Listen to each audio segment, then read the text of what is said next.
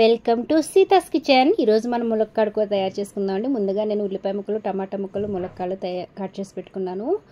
ఓకేనండి. బాండీలో ఆయిల్ వేసుకుని మినపప్పు, ఆవాలు, కొంచెం జీలకర్ర కూడా వేసేసుకుంటున్నాను. అవి వేగిన తర్వాత ముందుగా కట్ చేసి పెట్టుకున్న ఉల్లిపాయ ముక్కలు వేసేసి వేయించుకొని కొంచెం వేగితే చాలండి. అందులోనే కొంచెం వెల్లుల్లిపాయలు కూడా వేసేసుకుంటున్నాను. అదేవిధంగా ములక్కాడలు కొంచెం ఇలాగ స్కిన్ ఉంటేనే బాగుంటుందండి. అవి కూడా కొంచెం మగ్గిన తర్వాత సాల్ట్ వేసుకుంటున్నాను. అదేవిధంగా పసుపు వేసి ఒకసారి మగ్గనివ్వాలన్నమాట. బాగా మగ్గాలి. సాల్ట్ వేసేసరికి ఏంటంటే కొంచెం బాగా మగ్గుతాయి.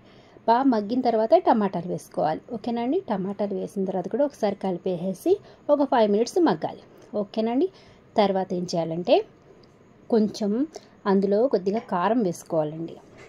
ఈ కారం ఏంటంటే నేను ధనియాలు, జీలకర్ర కలిపి పట్టించిన కారం అనమాట. ఇది అందులోనే వేసేసాను. ఆ కారం వేసేసి కొంచెం మగ్గిన తర్వాత మాత్రమే వాటర్ పోసి ఉంచుకోవాలి. ఓకేనండి. తర్వాత పైన కొత్తిమీరతో గార్నిష్ చేసుకుంటే కూర రెడీ.